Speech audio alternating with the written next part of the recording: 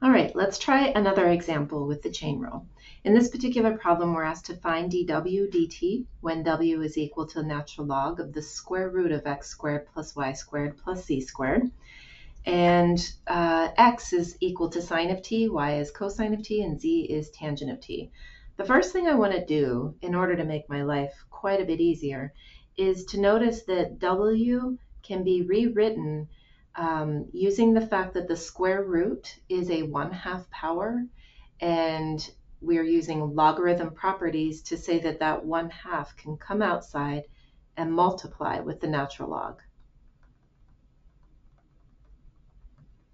So the property I'm using here is that if we have the natural log of a to the n power, then the n comes down in front, and we have n times the natural log of a. All right. So with this written this way, when I go to take a derivative, it's going to be a lot easier. All right, now I need my parts. If I want to find dw dt, then I have to travel down 3 different branches because there are 3 different variables in w, x, y, and z. So I need the partial derivative of w with respect to x, and then x is a function just of t, not of multiple variables, but just one variable. So then I'm going to multiply by dx dt plus, now I'm going down the second branch with y, so I need the partial derivative, del w, of my function with respect to y, and then y is a function of one variable, so when I multiply, it's going to be with dy dt. And similarly, I need del w, del z for my last variable times dz dt. All right, so I need all these parts. I'm going to go through and very carefully find all of them. Del w, del x.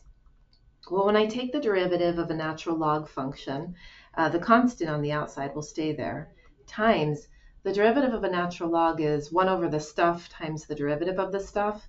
And since we're focused on x, when I'm first going to do the 1 over the x squared plus y squared plus z squared, and then the derivative of that with respect to x is just going to be 2x, since the y squared and the z squared are they're considered to be constants.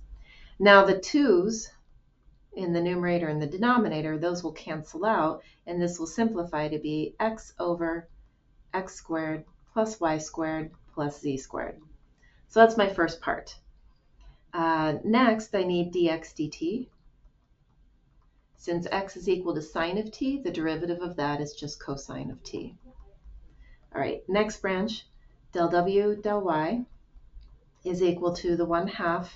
Now the derivative of natural log again is 1 over the stuff, so 1 over x squared plus y squared plus z squared times the derivative of the stuff with respect to y will give me a 2y. And I'll simplify that. It gives me y over x squared plus y squared plus z squared. Then I need my dy dt. Since y is equal to cosine, dy dt is minus sine of t. And my last branch, del w, del z. Very similar derivative. I have the 1/2 times 1 over the stuff.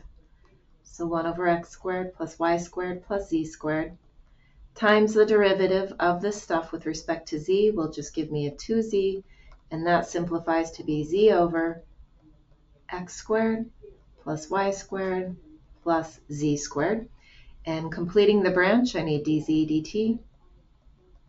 The derivative of tangent is secant squared of t. All right, now we put it all together. All right, so del w del x times dx dt is going to give me, hold on, let's write this. dw dt is equal to x times cosine of t over x squared plus y squared plus z squared, and then minus y times sine of t all over x squared plus y squared plus z squared, and then plus z times secant squared of t all over x squared plus y squared plus z squared. There's no need for us to simplify this anymore. You could if you prefer, but it's fine the way it is. It is correct. All right. Another example, in this one, in number 4, we're finding del m del u, whereas before we found dw dt. And the reason for the difference is that w, although it was a function of x, y, and z, each of x, y, and z was only a function of one variable. So the innermost independent variable, independent variable, there was just one, t. So when I want to find the derivative of w with respect to t, it really is dw dt. Whereas in number 4, I'm asked for del m del u. And if I look at my function m, it looks like m is a function of x, y, and z, but each of x, y, and z is a function of u and w. So when we're trying to find a derivative with respect to the innermost variable, we have to ask which one, which means we need a del notation, not a d notation. The process is still very similar. Let's write out what we're going to need. If I want to find del m del u, then I need del m del x first times del x del u. So that'll be my first branch. My second branch is the y branch, so I'll look at del m del y times del y del u. Third branch, del m del z times del z del u. It might seem tedious to write this out each time you need to calculate a chain rule, but the nice part about it is it really highlights for you whether you've gotten all your branches and you've gone down to the innermost variable, and then you can clearly see what are the pieces you need to calculate. So that is a bonus right there. All right, we need to find del m del x, all these partial derivatives. So let's go ahead and do this. Del m del x is equal to, well, it looks like we're just taking del x of x e to the y minus z squared. X is only showing up in one of those factors, and so the other factor is actually treated like a constant, and the derivative of x is just 1, so this becomes e to the y minus z squared. Then we need del m del y, del x del u, and del x del u is equal to, it looks like 2v, because we're taking del u, I'll write that out. We're taking del u of 2uv, which will leave us with 2v. All right, next we have del m del y. So we're taking del y of x e to the y minus z squared. The x is a constant, and we're focused on the e to the y minus z squared. So we get x e to the y minus z squared times del y of y minus z squared. That's our chain rule coming in, inside of a chain rule. That's our old-fashioned chain rule coming in. The derivative with respect to y of y minus z squared is just 1, so this fully simplifies to just be x e to the y minus z squared. Then we need del y del u. So we're taking del u of u minus v, which just gives us a 1. Finally, third branch, we need del m del z, which is equal to del z of x e to the y minus z squared. That's going to give us the x as a multiplier, because that's our constant, the e to the y minus z squared times del z of y minus z squared. Well, that's actually going to give us minus 2z to join the x out in front. So the fully simplified version is minus 2xz e to the y minus z squared. Last derivative, we need del z del u. So we're taking del u of u plus v, which is 1. All right, we need a few things because, well, I can put this all together for sure, but we are also asked to evaluate this when u and v take on certain values. So I'm gonna set up my equation, and then we're gonna go ahead and evaluate everything.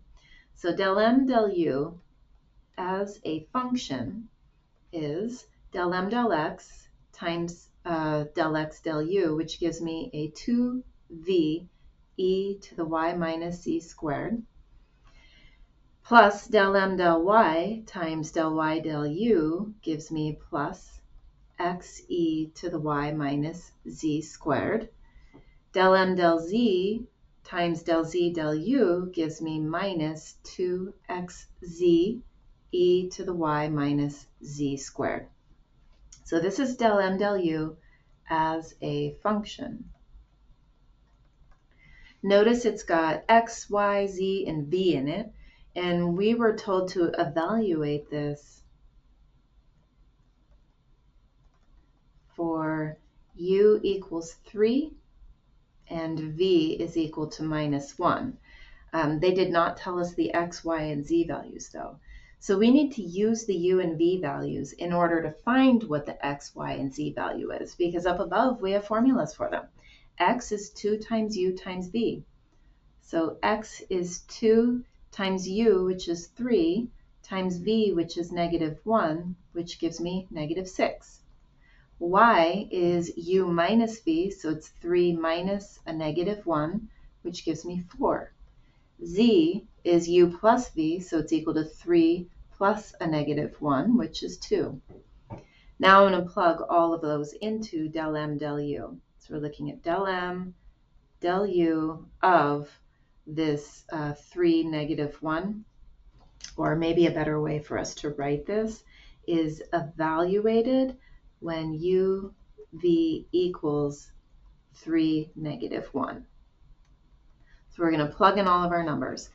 2 times v, which is -1, e to the y minus z squared, that's going to be 4 minus 2 squared, plus x, which is -6, times e to the y minus z squared, so 4 minus 2 squared again, minus 2 times x, which is -6, times z, which is 2, times e to the y minus z squared, which is 4 minus 2 squared.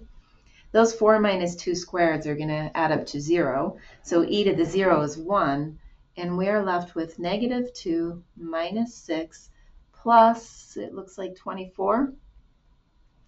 And if we take away 8 from 24, we are left with 16 as the grand final. All right, so this is how we would handle when we're taking a partial derivative and then we have to evaluate it at particular numbers. All right, the next topic is implicit differentiation, which we've actually already seen, but now that we're dealing with these functions that are, well, really what this is showing us is that what we have is another way to evaluate the implicit derivative, and it's maybe a lot easier because what we're going to do is if we have a function where z is implicit and you've got x's, y's, and z's everywhere, then what we can do is we can define this other function. And it's big F of x, y, z, and we're going to set it equal to 0. And then what we'll do is we have to move everything to the left. That's how we get our 0 on the right. And then we always remember that z is an implicit function of x and y. And then what we're going to do is we're going to find big F sub x, big F sub y, big F sub z, and we're going to substitute them into these two equations here in order to calculate del z del y in an easier, more direct way. And so let's go right to an example and see how this is done.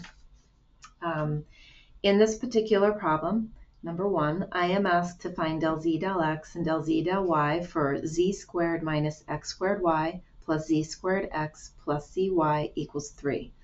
So according to my directions, I need to move that 3 over and define